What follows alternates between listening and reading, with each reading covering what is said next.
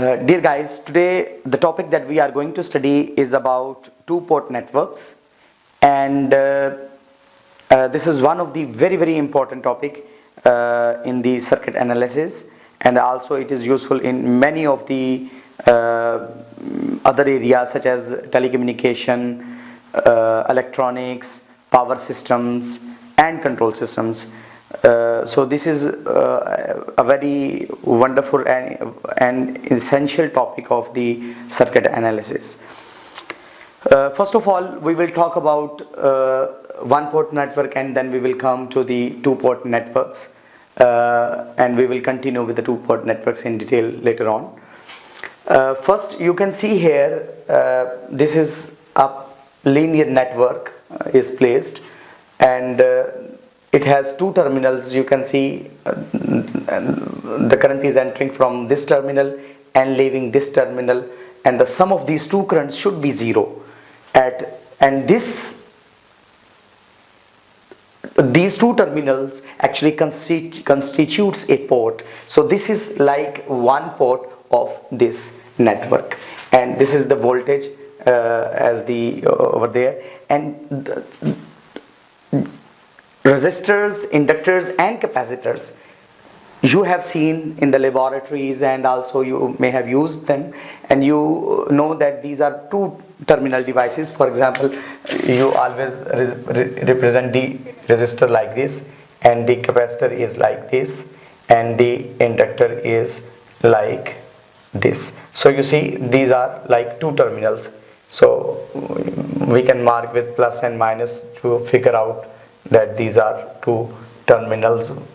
The current is entering from one terminal and leaving from the other terminal. So you can see that this has two terminals, and this has two terminals, and this has two terminals. So such components or such devices which are two terminal devices, we can represent them using single port network or one port network. And as I said, the single pair of terminals through which a current may enter or leave a network constitutes a port. So this is called one port, which has two terminals in it, and the current entering and leaving, the sum of these two currents should be equal to zero. So this is a single port network. Now we will come to the two-port network. On the other hand, you know that the operational amplifiers and transistors, these are three terminal devices. The transformers, for example, the transistor, so you see these are base, collector and emitter. So you see these are three terminal devices. So such kind of device cannot be modeled using this network. So similarly, we also know about the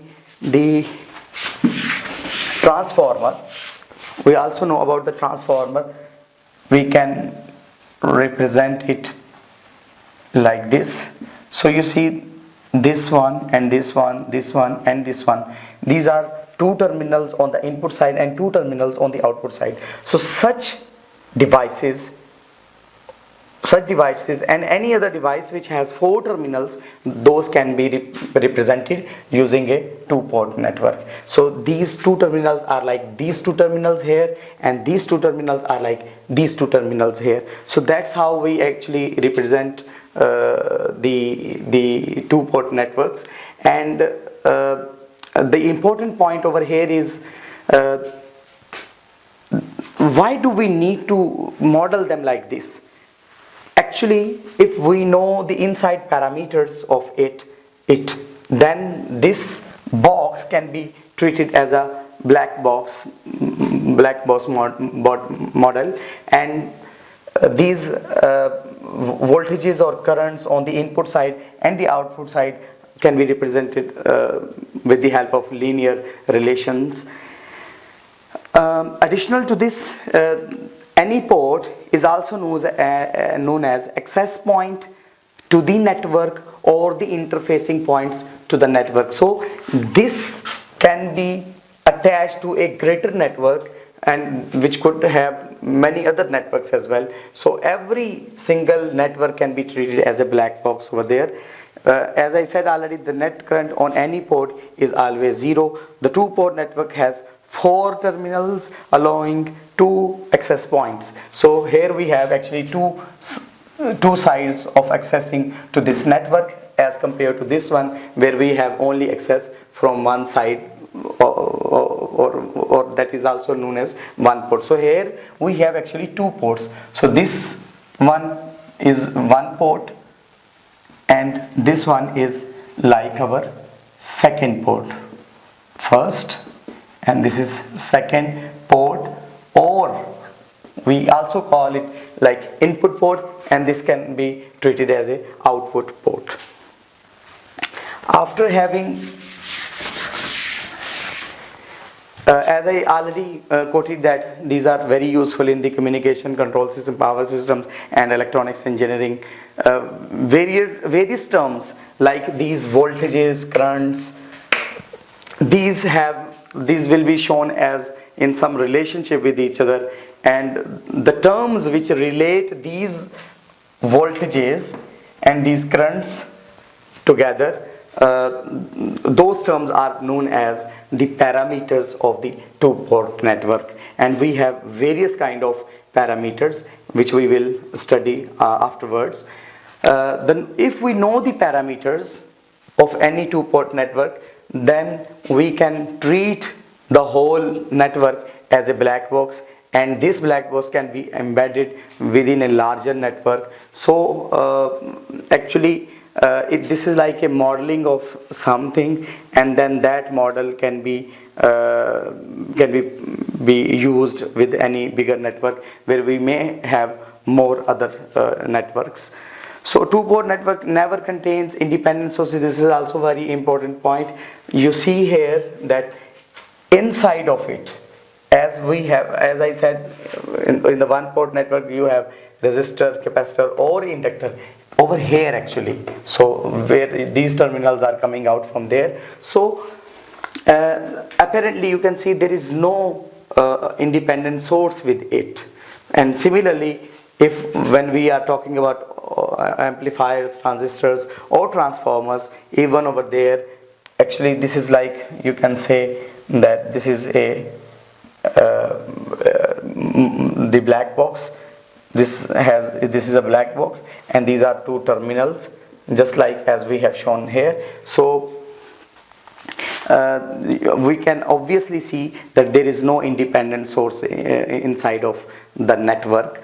And however, definitely the dependent sources can be there. For example, in the case of transistors or op-amps, we in the small signal modeling, we can show those dependent sources as part of this inside network. And these voltages V1 and V2 and these currents, they have some relationship with each other, and since these are being supplied from outside, so the independent source can be over here or here, and but out of all of these, only 2 of these can be treated as independent variables and 2 of others will be the dependent variables, and the 2 dependent variables will be written on the basis of the independent variables. And after this we will talk about the Z parameters or the impedance parameters. Later on we will move towards the admittance parameters and the transmission parameters or ABC parameters, etc. And this was actually the general discussion about the single port or 2-port networks, and this is very, very important you guys to understand. This is very simple. As I said that if there are 2 terminals, the 2 terminals forms 1 port, and if there are 4 terminals, then these will form 2-port network, or because there are 2 ports. However, the current entering and leaving, the sum of both of these currents at 1 port will be equal to 0. Similarly, the current entering and leaving at this port will be equal to 0, and the current entering and leaving at this port, total current, sum of this current will be equal to 0. These are the conditions of the two-port networks that we need to remember while using these networks. After explaining the two-port networks, we are now going to find the impedance parameters of two-port network. The two-port network can be either voltage driven two-port network or current driven two-port network. This two-port network is actually driven by voltages V1 and V2. So that's why we call it voltage driven network. And in this network we can clearly see that the independent sources which are out of the two-port network, these are the currents.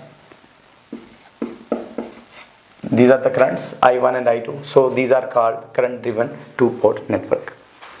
These terminal voltages can be related to the terminal currents in this way. V1 is equal to some resistance impedance with this input port Z11 into I1, and the impedance which is relating this one with this current I2. So Z12 into I2, and V2, similarly for V2 we can write Z21 into I1. This is the mutual sharing of the impedance, and Z22 is the only output side impedance. Impedance parameters are generally used in the synthesis of filters. These are also used in the design and analysis of the impedance matching, and also in the power distribution networks. To find the impedance parameters, we now need to write it in the form of matrix form, and here we can see it is the same V1, V2, Z11, Z12, 21 and Z22 into I1 and I2, and this matrix can also be written as this one. So that's why these are called impedance parameters, or also known as Z parameters. So we can also give them the name impedance parameters or Z parameters.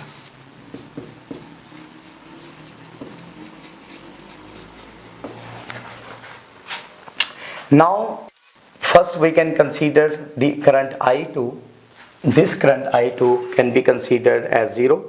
So the output port of this will be open circuited if we want to make this current 0, and that is drawn here. And later on we will consider the current I1 is equal to 0, which means we will have to open circuit the open circuited this side, the input side, so which can also be seen here. And now we need to find these values. We can simply place I2 is equal to 0 here.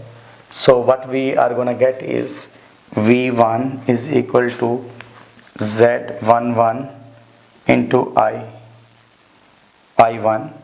Z11 into I1, and Z12 into I2. Since I2 is 0, so we don't need to write that one. And for the second one, V2 is equal to Z21 into I1, Z21 into I1 plus Z22 into I2. Since this one becomes 0, so we don't need to write that. And from here we can find the value of Z1, which is equal to Z11 equal to V1 over I1. So this is V1 over I1, and from this one we can get the value of Z21, which is equal to V2 divided by I1. V2 divided by I1. And similarly for this one we have to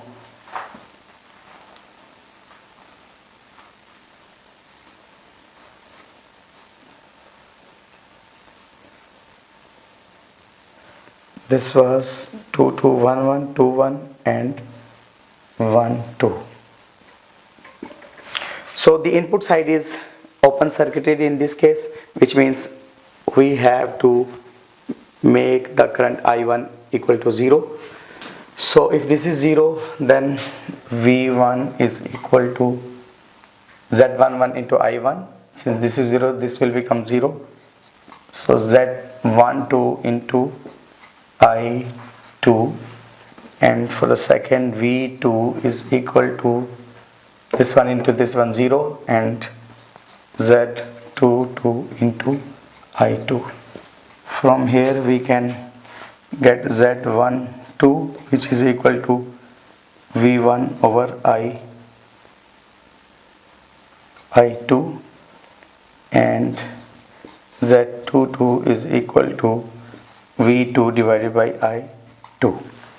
So V1 over I2, and we can actually write them the way generally we write it. Z12, which is equal to V1 over I2, and Z22 is equal to V2 over I1. So that's how we have found the Z parameters or the impedance parameters. All the parameters are now known, so which means that we know this Z parameter. And you can also notice that why we call it Z, because V is equal to IR, so R is equal to V over I, which means this can be also known as impedance if it has reactive components. And V over I, you can see clearly this is all are voltage divided by the currents, and which means these are the Z parameters or the impedance parameters, and the units of all of these will be obviously ohm. This is how actually we can find the Z parameters. And once we know these parameters, so if we know the parameters of inside of this one, we can easily relate the input with the output or output with the input. So we have found these all parameters, and all of these have some special names, Z21 and Z22. This is actually the open circuit input impedance.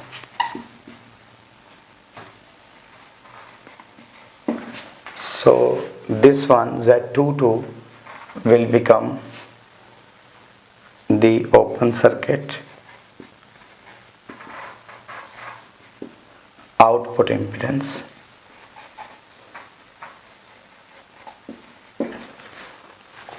This Z12 and 21 are actually the transfer impedances, which are actually transferring from input to the output or the output to the input side. So these are called as open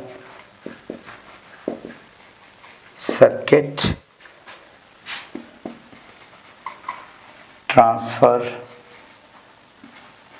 impedance from port 1 to port 2, from port 1 to port 2. And similarly this one is also open circuit transfer impedance from port 2 to port 1, from port 2 to port 1. So these Z parameters or impedance parameters are also sometimes known as open circuit impedance impedances or open circuit parameters as well. And also Z11 and Z22 also known as driving point impedances. So Z11 is the driving point impedance on the input side, and the Z22 is the driving point impedance of the on the output side of the two-port network. And the 1, 2 and 2, 1, as we already said, that these are transfer impedances. So here there are two cases arises. If Z11 and Z22 both are equal, that will make the two-port network as symmetrical, which means the circuit can be divided into two halves, and both halves will be mirror of each side. So interchanging the sides will make no difference on the two-port network. And the second case is when the transfer impedances are equal, and this forms that the two-port network is reciprocal. So this was all about impedance parameters or Z parameters.